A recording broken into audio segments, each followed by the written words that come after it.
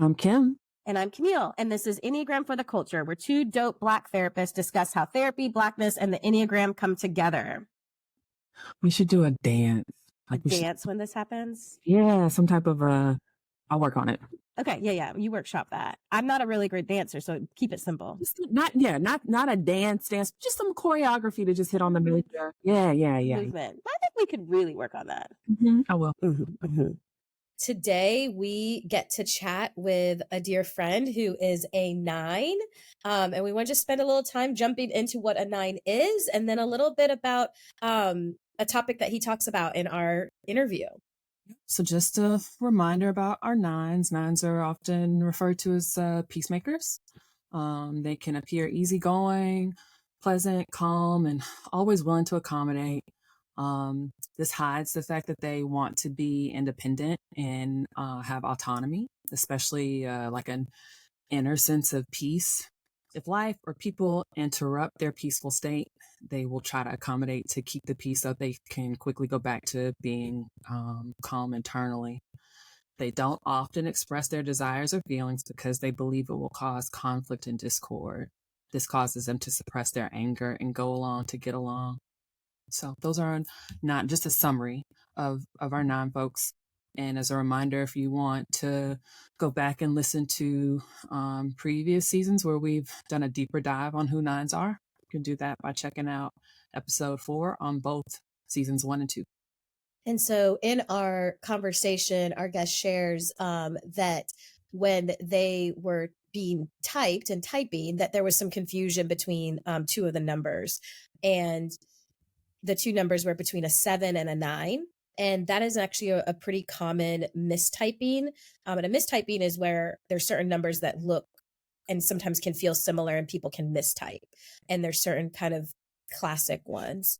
And he shares that one of the ways that he was able to figure out and land on his number was through the help of some another person helping sort of have some discerning questions.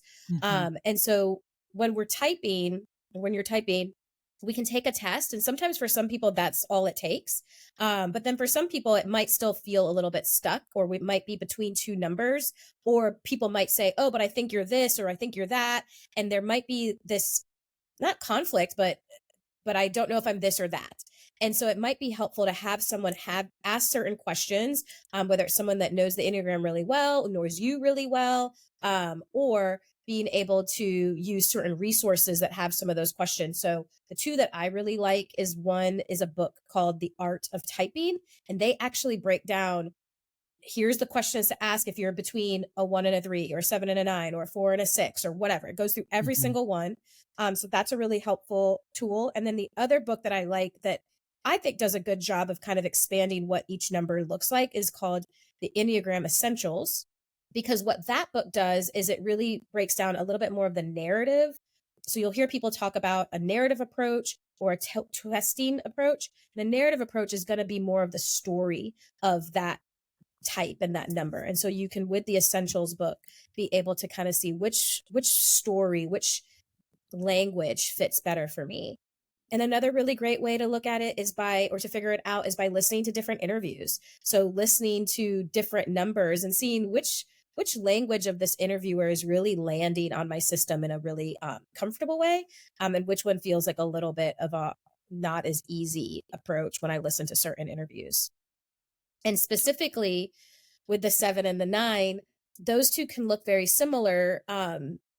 And you'll actually hear it in our interviewer's voice, right? He does really sound like a 7 in this very optimistic, upbeat, bright personality. And so 7s and 9s can kind of share that optimism. They are in the optimism triad. 7, 9s, and 2s have this very optimistic outlook on life. And so 7s and 9s have that. And then, as you heard Kim explain, 9s can kind of shy away from conflict and discord. And 7s similarly can kind of want to shy away from discord, but for different reasons. And the behavior of that is going to be different.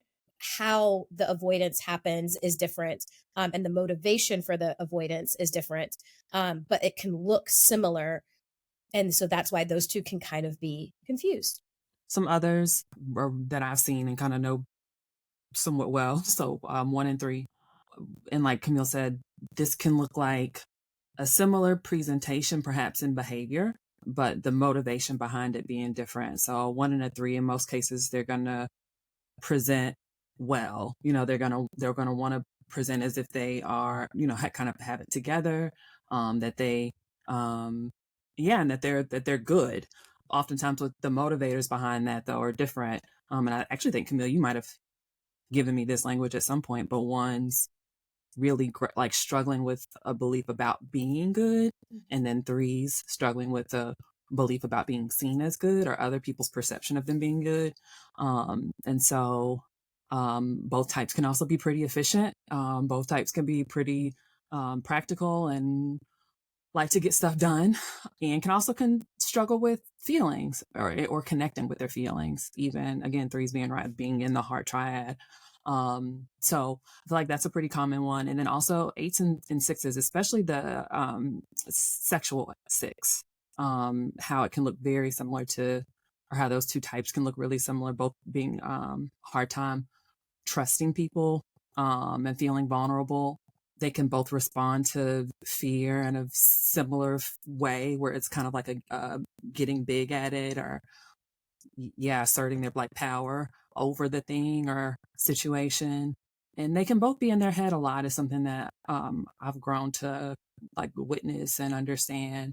8s having access to that 5 space when they're in stress, and then 6s, being a head type, they can be pretty head driven too. So that's how I see those types looking similar, and sometimes leading to being mistyped. Yeah. So keep that in mind as you listen to our guest, and even as he shares his story of finding out and landing on his number. Well, let's get into it. Well, we're excited about today. We've already been chatting with our guest. So we're going to go ahead and jump into introducing him right away, because I can already see him chuckling. He's ready to go. So let us I'm excited to introduce Rodney McCormick. Rodney is a Gallup-trained facilitator and strengths coach, has a passion for coaching and developing young professionals. With over a decade of experience, Rodney began his professional journey as a summer camp counselor at the YMCA in 2010 while attending NC State. He then took on various roles within the YMCA, eventually becoming the Associate Executive Director of Youth Development at the Southeast Raleigh YMCA. In this role, he currently engages with youth and staff across a wide range of programs, from after-school activities to summer day camps. In his new venture as a coach and consultant with Pep Up Consulting, Rodney, also known as the Loud Black Man and part-timepreneur, is dedicated to empowering individuals and organizations to leverage their strengths for personal and professional growth. Rodney's work is deeply rooted in race equity, growth, and development, and he's committed to creating positive change in the lives of those he serves. Rodney lives in Southeast Raleigh with his wife, Anna McCormick, and their 2 daughters and son, where his love for faith, family, and Wolfpack Red runs deep. Oh, beautiful. Welcome, Rodney. All that stuff, and then I go immediately to Go Pack. No, I love my wife too. My wife is beautiful, and our family is awesome. And but really, what I wanted to say was Go Pack. Sir, you said it runs deep. It runs deep. I just won't comment, because we're not going to do that. Not today. We're going to all embrace the Wolfpack Red today, right, Karen? I didn't say that. Just said we won't. I won't. Welcome, Rodney. Welcome. Oh, I'm so excited to be here. Thank you guys for having me. I am over the moon excited. So, yay. Yeah. We love it. We love the excitement.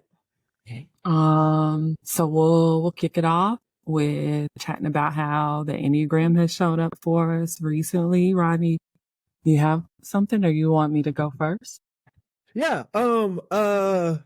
So it showed up for me this week in so many different ways. Because I'm a 9, right? And Sorry, I took notes. So this is funny. This actually moves into my nonness. I took notes, and as I'm going through the questions, it starts getting a little heavier and heavier, right? And I was like, I need a nap.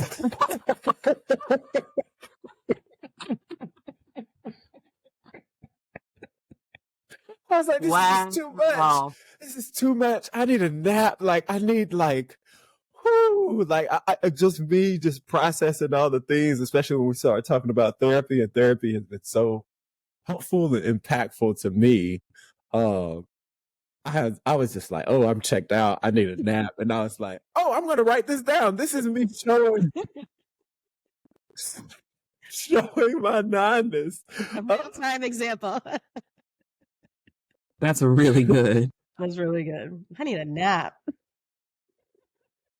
Rodney, when I tell you it's so prevalent when like working with clients who are nines, when we start like getting to deep stuff, like they're like, whoo. Like, it happens so often. I'm just like, I need to go away. I need to hide. I was at work. I was like, I need to hide in the closet, right? Like I just need space of quiet.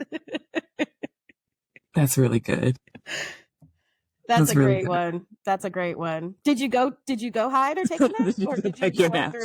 I powered through. I was like, okay, we're going to push through. And of course it got better, but I think it is super interesting how as a 9, the feelings and like the tension within my emotions can get the best of me, where I don't even want to touch them, right? I'd much rather just like fall asleep to the world than touch my feelings.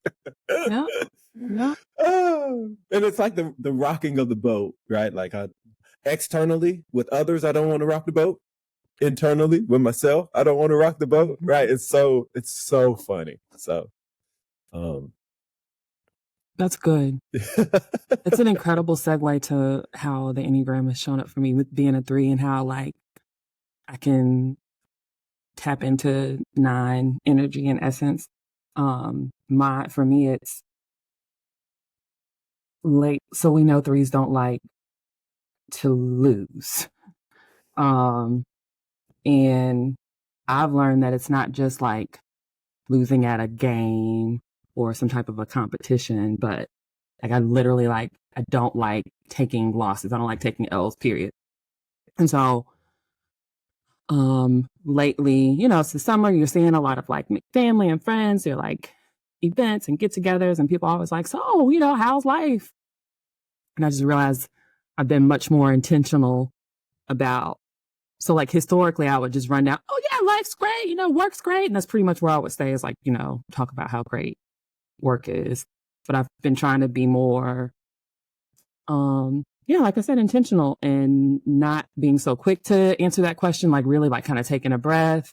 And in most cases, my response is, life is really beautiful. It doesn't mean that there hasn't been some losses or some hard stuff, but overall, life is great. And it's just felt so much better than showing up and feeling like I have to kind of come up with a highlight reel to share with folks. So, as 3s, that can be hard for us. We like for people to, see that we're put together and that we're achieving and accomplishing and, got it all together. And it's been nice to be more honest and real and authentic and be like, no, like I've had some losses, and still, like even allow myself to feel that and go through that.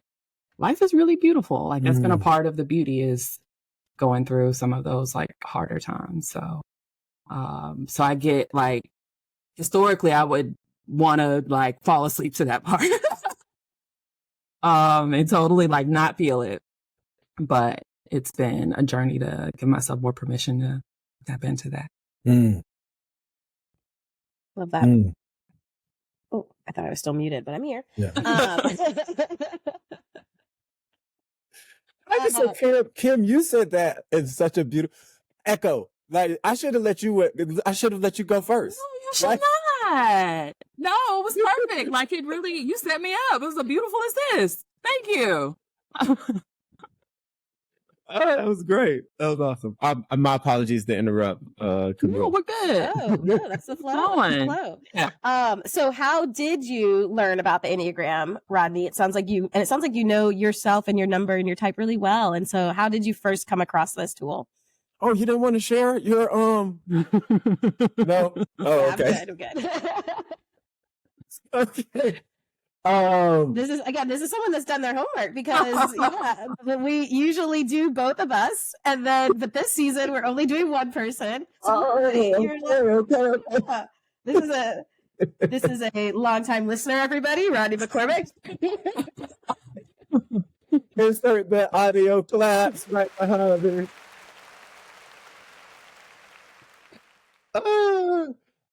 I learned about it. I remember initially hearing about it and through the Y.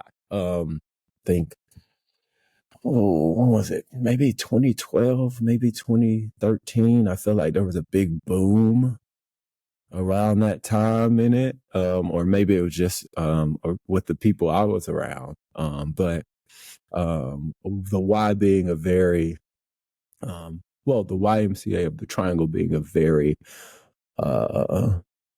white Christian place of business, right?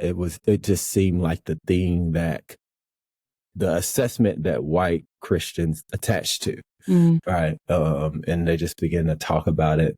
My colleagues began to talk about it in this like craze. And it was more so not about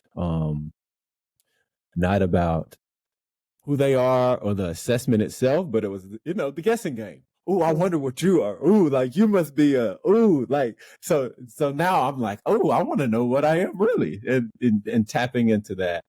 And I think Anna, my wife, my girlfriend at that time, was really into it too. And she kind of opened it up to me. And then we went on a road trip not too long after that, went to Denver, and then from Denver drove to the Grand Canyon. And insert, if you've never seen the Grand Canyon in person, do it. Oh my gosh, it's so beautiful.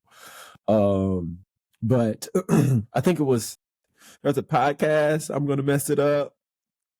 I really want to say 23andMe, but that's not it. No, that sounds like something else. Yeah. But it was this podcast with this lady and this man, and they walked through all of the numbers and talked about like how they all intersect. And that was kind of my first understanding of the Enneagram and like our pastor helped me. Shout out to Lisa Yaboa. Yes. She helped me because many people thought I was even me, I thought I was a 7. So many people really helped. Many people thought I was a 7. They'd like, "Oh, are you a 7?" Like it sounds like you're a 7. And Lisa, and I was in between. I was like, maybe I'm a 9, maybe I'm a 7. And Lisa told me, she said, "Well, Rodney, she said, how I imagine a 9 in times of like stress or angst is that they could just go in a corner in the midst of a rocky storm, like on a boat in a party. They could go in the corner and just fall asleep to it." And my eyes lit up and I was like, that's me.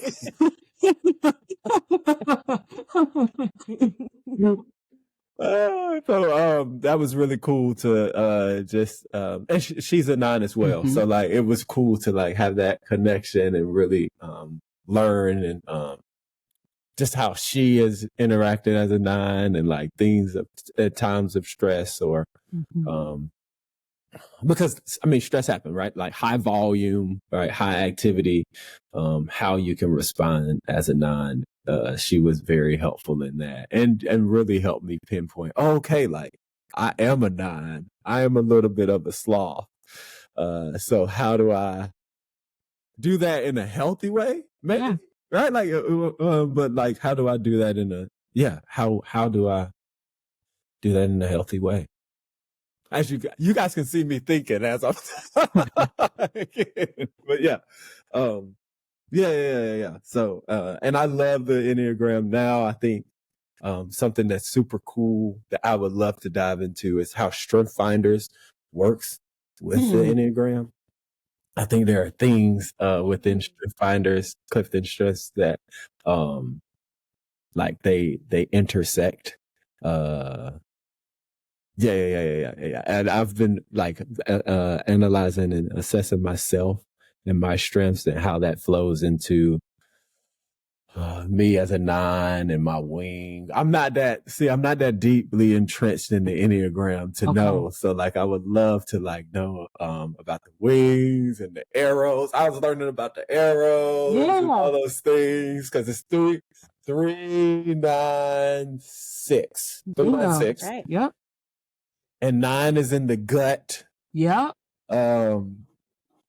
Category. So I've been learning I've done a little bit of my research, but I think it's really cool to see how like how I see it is like the Enneagram is kind of this umbrella of personality, right? And then there are some strengths that really connect to how you operate within that umbrella. And then your arrows really help, like, because I didn't really understand, you're 3, right?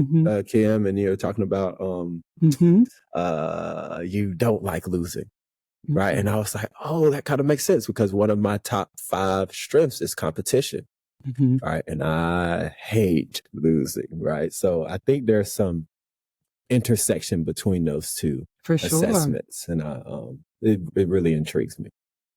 Well, I'm not familiar with Strengths Finder. I mean, I pretty much just geek out about the Enneagram. So when you do it, if you do it, like, you should come back and you can teach us and help us understand where there's some similarities, how they connect. But yeah. You said it, 3, 6, 9. So as a 3 in stress, I can take on some 9 traits, and in health, I can take on some 6 traits. And then for 9s, it's the other way. When in stress, you can kind of look like 6, and in growth, you can look like a 3. I think that's right. You think it's the other way, Camille? That's correct. How do you notice your Enneagram type intersecting with your Blackness? I'm really interested in this question too, because just to jump in, because you talked about like the way that you learned it was in a very white Christian space. And so then you learned more about it from Lisa, who's a Black woman. And so, yeah, like how did you notice your Blackness start to swirl around in this? Or your numbers swirl around with your Blackness, whichever way. That is such a great question. I'm going to go to what I wrote because I could go on a tangent. Oh man, that was a tough one. I think initially I did not notice it, right? And I think now I'm still really trying to adjust to like my Blackness and this, right? Like, or adjust to how society perceives a 9. Yeah. And how my Blackness interacts with society. Yeah. Right. Or how society perceives my Blackness as well. Right. And I think racism, man, it's such a system, and it's so entrenched, and it's so evil that like I'm going down a rabbit hole. So I'm going to share this rabbit hole with you guys. And hopefully I don't confuse anyone. But I'm like, I think it's hard to determine how is it the chicken before the egg or the egg before the chicken? Yeah, right. Like I am a 9 and I know I'm a 9, but did society construct this Black body to be a 9 in order to protect itself? Right? Like, did I have to become a peacekeeper in order to assimilate, for lack of a better word, to whiteness? Yep. in order to thrive, or whatever that means, right? Like, yeah, was that a defense mechanism? Was that a coping mechanism for me to be able to, because I was very entrenched into whiteness from, I'd say, I went to a very black high school, and then I moved to a very, well, kind of in the middle. I went to a very white high school, and then I went to an all white high school in the last 2 years of my high school career. So wait, did you went black to white or white to white? Black to 70% white to only like 1 of 5 black people in my school. Got it. Okay. Right. And One of just 5? 1 of 5. It's crazy. Smoky Mountain High School in Silva, North Carolina. If you know what Western Carolina is, Yeah. it is the high school that you drive by as you're going to Western, like 10 minutes down the road from Western Carolina University. Okay. So I think, yeah, keeping the peace was me beginning to understand how society views my black body in a very slow way. And then being praised. Mm. Yeah, being praised by administration, by teachers, because they notice my black body. So now my black body has to fit within the mold of society, or what they deem as society in this high school. And if I am anything close to what they see as blackness, then that could be a deterrent for me, or I could be punished for it. So you got to smile and keep the peace and laugh at corny jokes and, right, like, do the thing in order to get through. So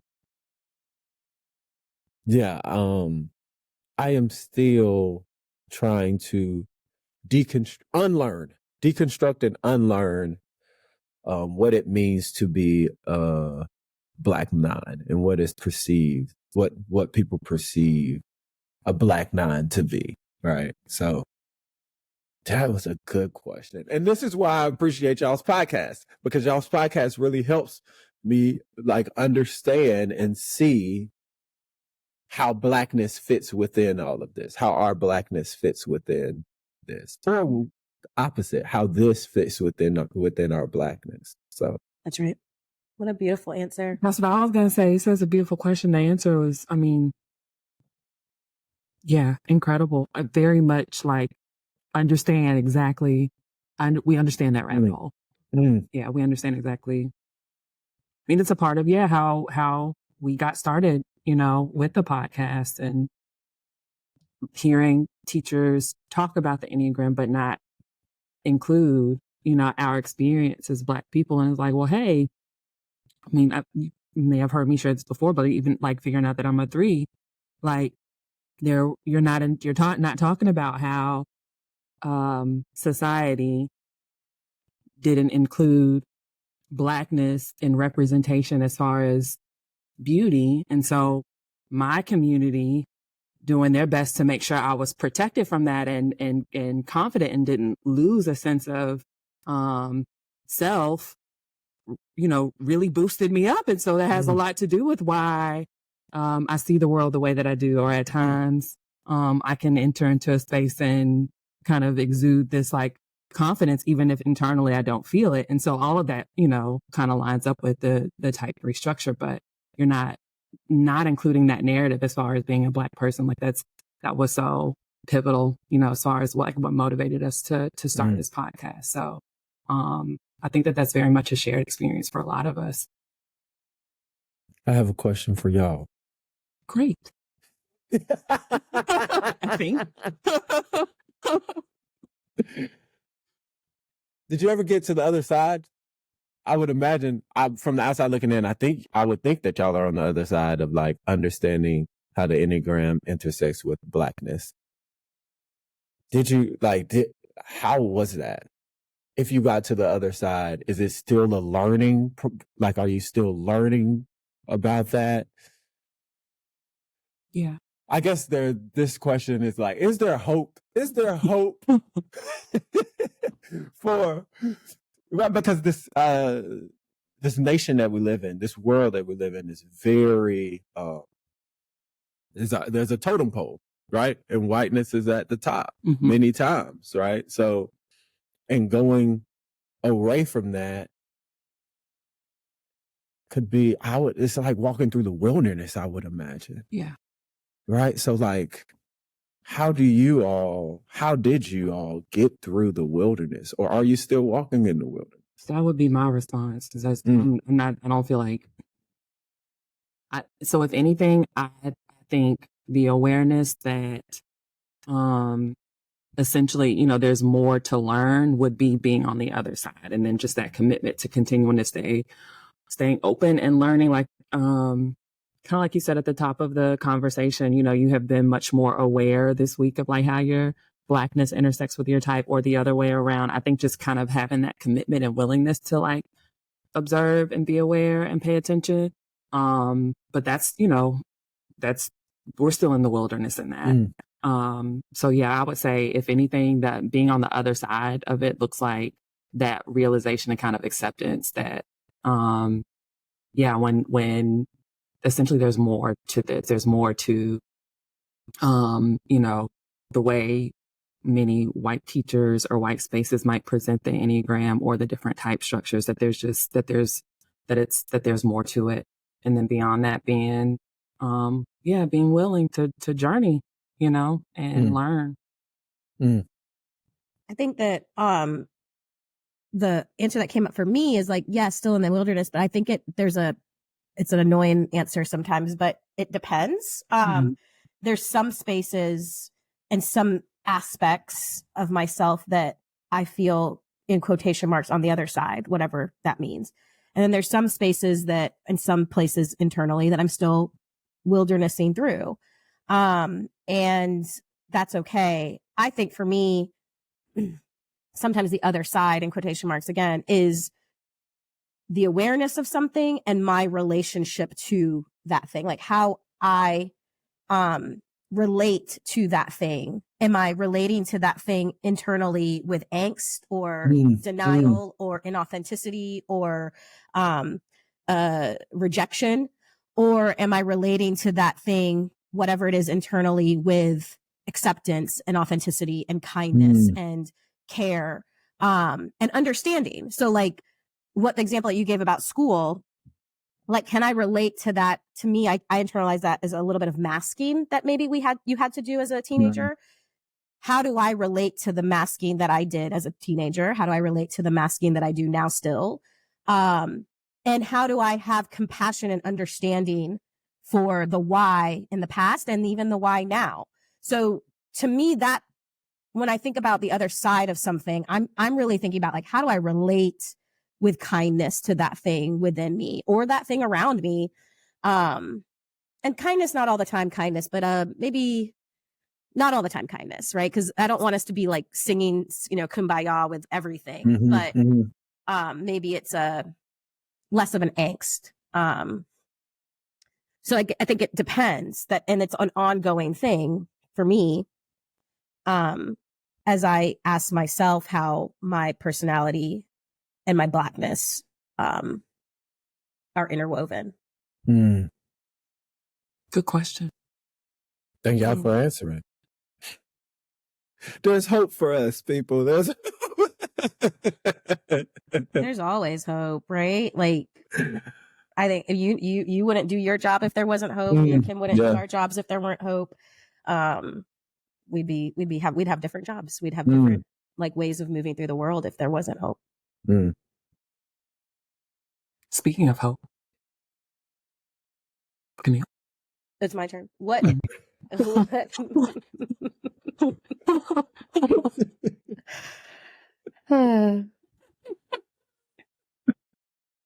What is a hope that you have for Black people individually and collectively when you think about Black folks connecting to themselves, whether it is through any type of growth work or the Enneagram or the Strengths Finder, right? Like, what are the ways that you have hope, or what would you like to see happen individually and collectively for Black people?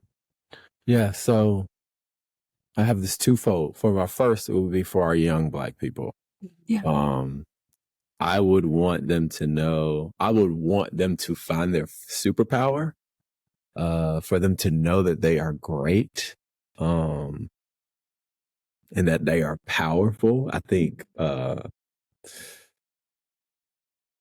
as old curmudgeons, our view on young people could be a little damaged at times, Definitely. right? On our teens and adolescents. And I was listening to this podcast, and he said, Was it 23andMe?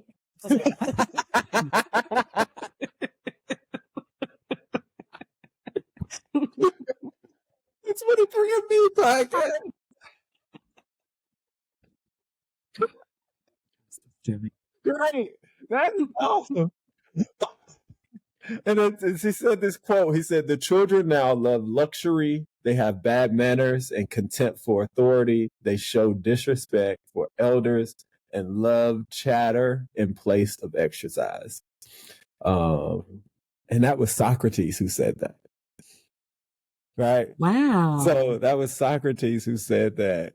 And sometime between 469 and 399 BC. And I think that many people could relate to those words that he said today. And I think sometimes we, those who don't have a soft heart for our young people, would say the kids of today are different. The kids of this generation, right? And I think it is all generations, right? Yeah. I think young people are young people, and we have a task to reach down and help and pull them up. And they I think we get polarized by the negative things that young people do, or just people do in general, right? Mm-hmm. There are some really good and great stuff that young people are doing, and they are doing it, right? So that would be my first hope, is that our young people know that, like, there is purpose and you are powerful. And if you need assistance with that, I know somebody who'd be great at that. A little plug, shameless plug. But no, yeah, I work with so many young people. This past summer, we had multiple weeks with over 250 kids in our care. And we had I work with over 50 to 60 high school to college age young people who made a commitment to work with kids. Right. And I think that is such a beautiful thing. And I think our world is going to be in an all right place. Right. So that would be to my first hope. And then my second hope, when it comes to assessments, Enneagram, strength finders, et cetera, would be to Black men, that Black men, we are powerful, we are strong, we are necessary, we are needed. We need 100%. community. And I think so often we just suppress all of our emotions and feelings and don't talk. My hope with that would be that we are able to, one, hold community and have community with each other, but also understand our superpowers, understand these assessments. I think, Black men, I feel you. I get you. Oh, I get you, dog. It is hard, and I hear you, right? So how do we tap into our strengths? How do we understand how we were put together? How do we understand how do we understand us? So we can better serve us, right? I just think back to, like, my grandfather and my father and my uncles, and, like, there wasn't no time to take no assessment. We gotta put food on this table. What you taking an assessment for, right? Yeah. Like, we gotta make things happen, period. Right? Yeah. Like I think about my grandfather, both of my grandfather who served in Vietnam and like had to come back and get it. Yeah. And I think it's hard because I think they both help each other. That grit, that determination, that resiliency, but also just understanding how you operate within this world. Because we all operate differently. And if we could, that would be my hope, is that we have the space and time to be able to understand how we operate in this world. Love that. This is a little pivot, but you mentioned the why and like what you do with the summer, but I'm a huge YMCA of the Triangle stan. I'm on the board at Alexander, and can you share about what you like, what your why, what's up? Because it's not just a gym, and it is a huge. I love one time when I was getting onboarded, they said the gym is the cover for what's actually happening here at the YMCA of the Triangle. And can you share what the Southeast Raleigh Y in particular is doing and what you're doing that's bigger than just summer camp? Yeah, for sure. Thank you for that, Camille. And thank you for being an avid board member. I'm so excited about I think it's the coolest secret operation that's happening. And especially what y'all are doing at your branch and about race equity, about like housing, about care for, it's insane how much y'all are doing. Yeah. So how this all started is we recognize that Raleigh is the place to be. It's on the top 10, or the Triangle is on the top 10 of every who's who list.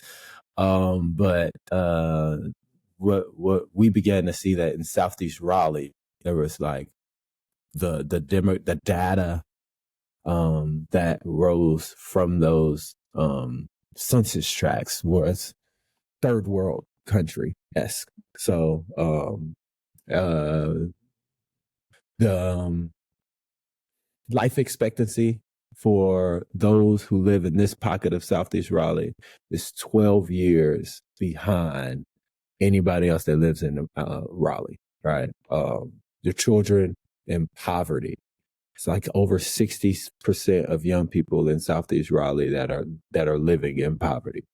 There's an overwhelming amount of food deserts in Southeast Raleigh. So we, led by my supervisor, Dexter Hebert, we began to figure out how we could serve and work alongside community. And we put together a model. So we are a purpose-built community. We work alongside the Southeast Raleigh Promise, Wake County, and DHIC. And our aim is to end intergenerational poverty for the families and members within the Southeast Raleigh community. And we aim to do that by 4 pillars: health and wellness, economic opportunity, cradle to career education, and mixed income housing. And we do all of that through leadership development, and then we have to have a race equity lens. Race has to be in the forefront of everything that we do. Because when we begin to disaggregate all of our data by race, we begin to see a very consistent theme at the bottom. All right, Black and brown people continue to be at the bottom. So how do we intend to engage and love and serve on our community with this big project that we're trying to do? So ending intergenerational poverty is a big task. So hopefully we can start making chucking away at it. The Stonecutters Creed, right? Just like chucking away at it. But hopefully we can get the task done. But yeah, it's a really fun project. Shout out to the Southeast Raleigh Promise, Wake County and Southeast Raleigh Elementary, and DHIC with our Beacon Ridge, our mixed income housing development on site.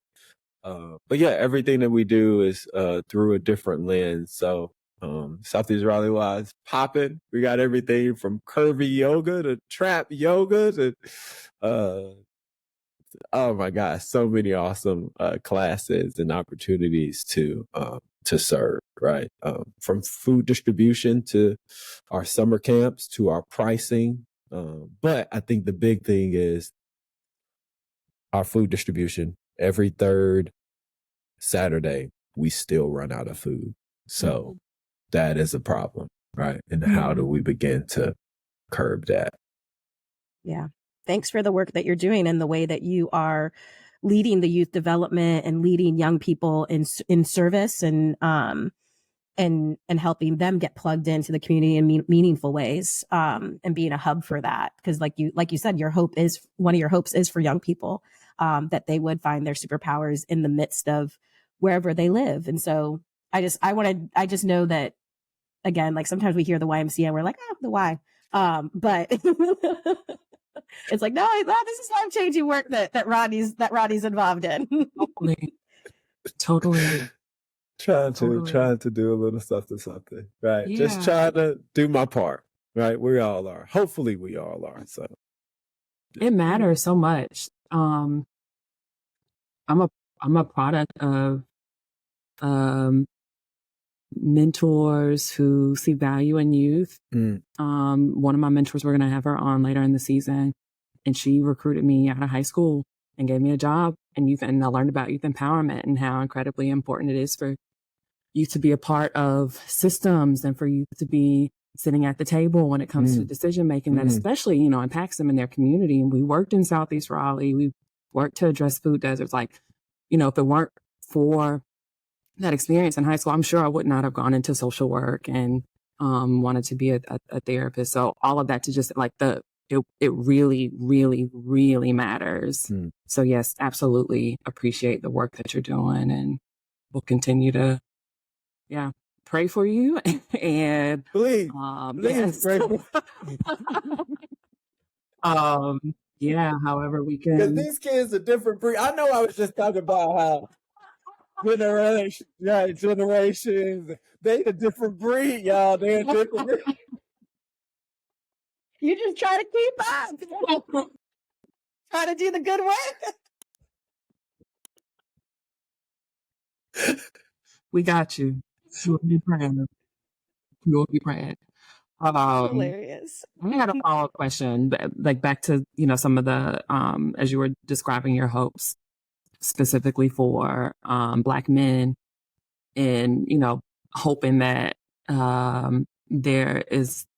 that they will like lean into these spaces more. One of my question was, do you feel like we Black people, but specifically, do you feel that Black men, like, is there a belief that you're deserving of spaces like this or tools like this where, so like you said, your grandfather, uncles, they're like, what? We ain't got time to do no assessment, and that's fair, right?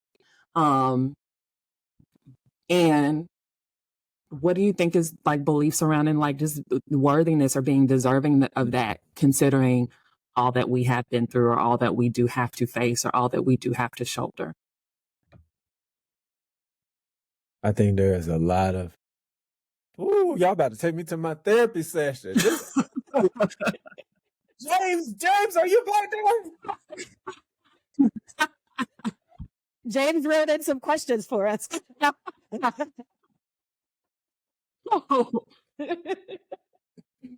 Shout out to James. Shout out to James. Well, I just say that because I've been doing so much work recently around shame. Yeah. And that is some hard work. Yeah. And I think deserving is such a word. My prayer is that, my hope is that we Black men realize how deserving we are. I think there's some work internally that we have to do within that, though. Yeah. Like deserving, right? Like even me saying it now with all of the work I'm trying to do, and that word still feels icky to me. Like deserving? Me? Right? So like, and that's the beautiful thing is that we are. Yeah. Like we are so deserving to have that space and to take up that space. But I think for me, I mean, we're talking about this with my son. He's not, praise the Lord, he's only 15 months now, but like, when are we going to have the talk? Right? Like, I think our Black bodies are like forced to be adults so quickly and respond to life in such a quick way. And then you mix in throw in a little dash of like toxic masculinity in there. Woo, like, right? Like, you just got all the isms. You got a big pot of ism pie right now, right? So like, I think the beautiful thing is I do think there is space for us to get there. And I think where we were compared to where we are now, I think we've made a lot of progress just in like talking, right? Like, I think there are a lot more men in group chats and, right, like talking to each other, brainstorming with each other, challenging each other, right? To be better fathers, husbands, men. But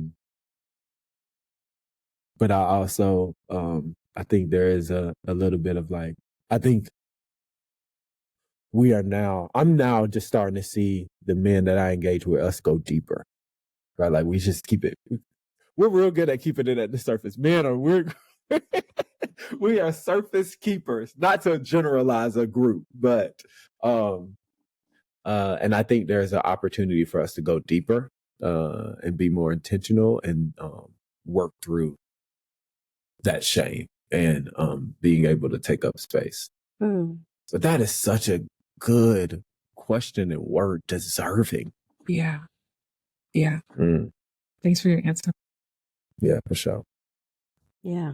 I also know with the word deserving, I think for everybody, but I also know like from work with nines that word is a hard word for nines in particular. Because you guys are such squirming. I was squirming. Physically felt that word, right? Like, because I think that nines, you guys are so good at the peacekeeping. And again, you sit at the top of the Enneagram, you see everybody's worth, you see everybody's value. And so then to be like, me too, like me, like, oh, I can speak up. Oh, I can take up space. Like, I don't just have to be the one that keeps the peace. Right. Like, and so I think and again, how does the Enneagram intersect with your Blackness? Like, Black men in general, shame, deserving. And then you got layered on top, living through the world as a 9, a Black 9. You're like, oh, I that word is hard. That concept is hard to really like step into my deservedness. I don't know. We're going to make it up. I like it. What? Yeah. Okay. So you've already kind of, hinted at the work that you are doing. Tell us more about your experience with therapy. We love to like shed light on that and have Black people just talking about going to therapy to normalize it. And so, yeah, tell us more about your experience with therapy. And if you have any, like a gem, if there's been at any point anything that you got from therapy that still, you still carry with you or it still applies, still resonates with you. Yeah. I think therapy has been, I think so many times people will say like therapy is the best and it's been great and yes, it has been good, but also, man, like, I don't be looking forward to that time every now and then. Like, whoo, especially like, he is doing some work with me and on me and like, we're going deep and I'm like, no, you ain't got to be so mean, right? Like, just like, sheesh. It's hard. It's hard. I heard a guy say this on the 23andMe podcast. Yeah, the 23andMe podcast. Yeah. Well, they have a wide range of topics on that podcast. What did they say this time? It's Darius Daniels, and I think he says, I get a coach to deal with my future. I get a therapist to deal with my past. Right. And like, I think that is something that I've like kept with me and like has been helpful as I've like walked through this journey of like understanding like the past me, right? And like, and all the things I need to work through from the past me, right? To help the future me, right? So yeah, James has been awesome. He's been great. He's also like has challenged me in like, whoa, but he's also like my dog. Like we can sit and talk about golf, right? And like talk about how we play. And like he had locks, and we used to talk about like our locks for a minute. So like he was awesome, but also like he yeah, man, he is helping me. He is guiding me along the work that I need to do for me. And sometimes the work that we do on us is hard and messy, and like we don't want to do that. That's why we left it in the past, or like left it over there. Well, I don't want to touch that no more. Like, let's focus over here now. And now I am now seeing that like the focus that I have over here, like if I avoid this so much, I'll end up like doing some of the same habits or being that same person that I was over there. As opposed to like trying to just be somebody new. So I got to meet that man full on and just wrestle with him. But no, James, he has two nuggets. He taught me about facts and opinions. And it was super helpful.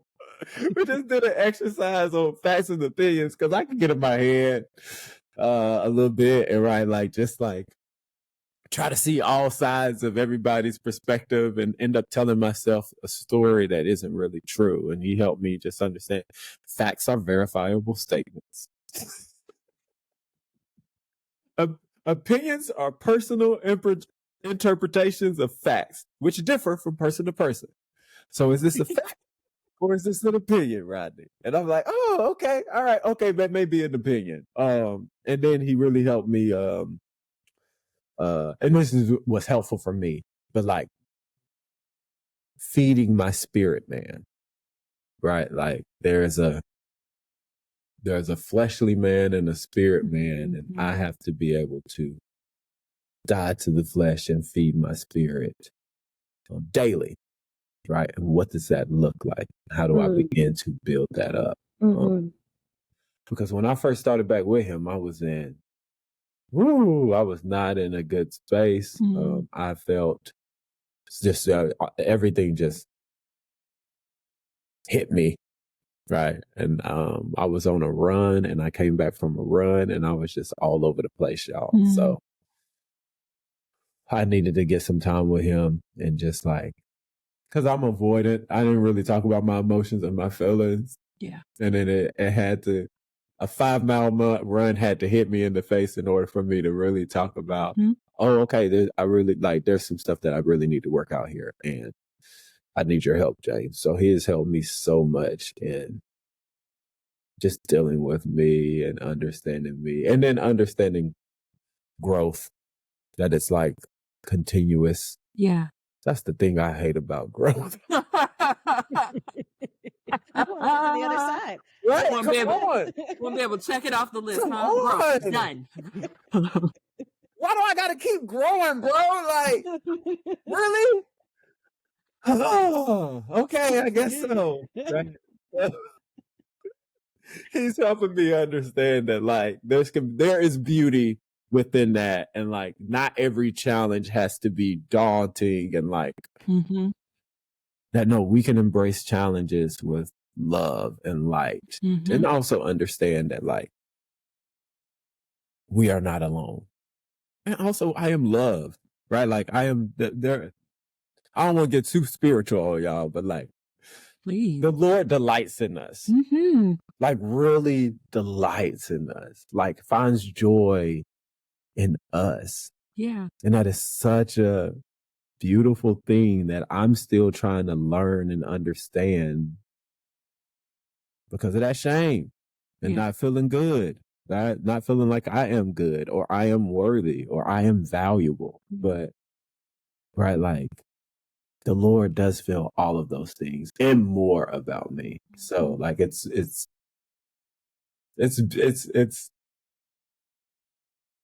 I'm thankful. I'm thankful. Yeah. We love that. Thanks for sharing how wonderful your relationship with James has been. Thanks for sharing how much you've committed to the hard work of showing up and looking at the past and trying not to do similar patterns from the past, and reaching out. Like, it sounds like you said, like, I needed to reach back out to him, like reaching out when I needed to. Like, there's so much there that thank you for sharing. Yeah. Mm-hmm. Yeah. For sure. I really appreciate the honesty and authenticity. You know, when I ask folks, you know, like, or if I tell people I'm a therapist, people are like, oh, that's a therapy. It's so great. And it's like, okay. Is it? I mean, yes, it is, but we know that it's hard, you know, and that you don't always want to go. And sometimes you might even be like upset or fresh. Like, it brings up a lot. And so I appreciate you, you know, not. Listen, when James got to reschedule, I'd be like, ooh. You're a person too. You got a life. Hey, cool. We can go next week. We ain't got to do this week. That's fine. Oh, you're relieved. You're like, whoo, have a day off. No problem. See you next week. Yeah. 2 weeks is fine. I totally get that. That's hilarious. That's good for me to know if I do have to schedule that. There's actually some clients who are like, no problem. Yeah, I'm thinking like, yeah. That tracks, actually. That tracks. It's always really great when you're like, did you want to reschedule? They take a little, they're weighing their options. Do I want to reschedule? They come around. Yeah. Oh, that's right. Well, tell us a little bit about how people can connect with you, Rodney. I know we talked about the why, but then also, like, you're doing some stuff on the side here, some new things. And so, you know, from this conversation, folks have, you know, gotten to hear who you are, what you're about. And so how can people get to learn more, connect, get involved with your work? Yeah. I am a part-timepreneur, so like I'm engaging in a coaching and consulting journey. So if anybody would love to get in contact around, you know, putting habits together, finding purpose, strength finders, they can reach me on Insta at @loudblackman _loudblackman. Same on TikTok. Or you can also find us at the website of Pep Up Today. So PEP Up today.com. And I'd love to just chat. Also, parents, if you have a teenager, if you have a young adult that's like, hey, they need some direction, that is my wheelhouse. I love working with those young people. So I'd love to schedule up some time. Typically what I do with those parents, and honestly, those are a lot of my clients, high school and college stage kids, is we meet together because we meet as a unit to start off. So parent and our young person. And then once the young person finds me cool enough, then we can start that journey around just discovering self. So I love it. But yeah. Please reach out. The best way is probably Insta. My email is way too long to communicate. We can add it in the show notes. So if you would like folks to get you through email, we'll add it in. You got you. Yeah. Are you worldwide, or, you know, you work, you know, sector clients like anywhere? Are you specific to certain? I would love to be worldwide. Okay, all right. He's like, worldwide. Who's that, Mr. Who's that? Pitbull? This Pitbull? He's Mr. Worldwide. But what is he, Mr. 305 and Mr. Worldwide? So is he both? I'm so shocked that you know that you have answers to this. I didn't know who he was talking about, and you're like, oh yes, well, he's also known as this.